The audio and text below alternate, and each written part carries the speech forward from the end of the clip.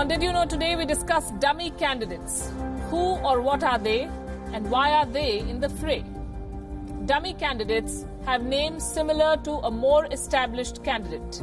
They serve just one purpose: splitting the vote by confusing the voter. Let me tell you why this is a serious problem. In 2014, in Mahasamand, Chandu Lal Sahu of the BJP was up against 7 contestants with the same name.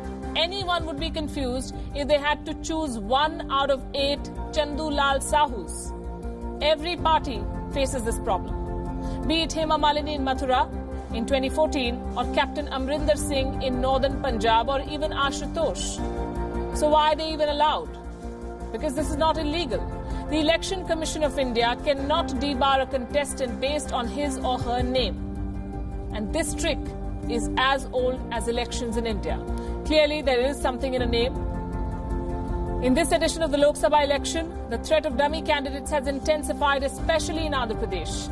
Praja Shanti Party, it's a little-known party, and this party, Praja Shanti Party, has fielded 19 candidates with the same name as candidates of Jagan Mohan Reddy's YSR Congress.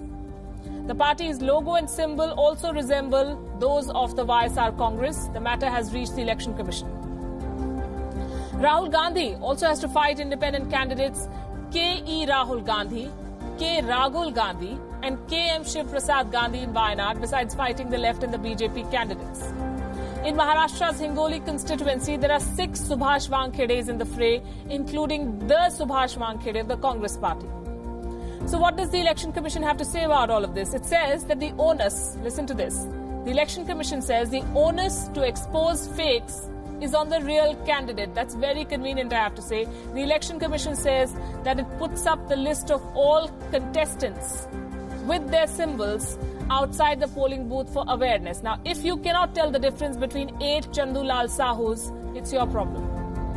In 2015, after the Bihar Assembly election, the Election Commission introduced a measure to check this problem. It started putting the face of candidates against their names in voting machines, but that has not stopped political parties from using this trick.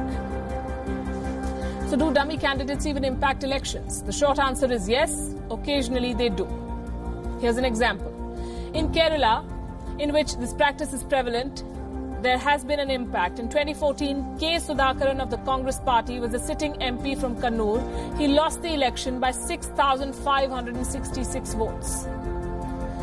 Little known K. Sudhakaran Srisai and K. Sudhakaran Kolod polled more than 7,000 votes together. The result could have been very different without these dummy candidates. So is there a fix? Not yet. In a country as diverse as India, symbols and names matter. And as long as names matter, these tactics will be used. The onus is on the poll panel to keep a close tab on the campaign of these namesakes. Maybe it's time to think about a punitive law to tackle this problem. Why just fake news? Let's start the cleanup with fake candidates. On that note, it's a wrap on this edition of India Election Watch. Do keep your tweets, your feedback coming in with the hashtag India Election Watch. Thanks very much for joining us.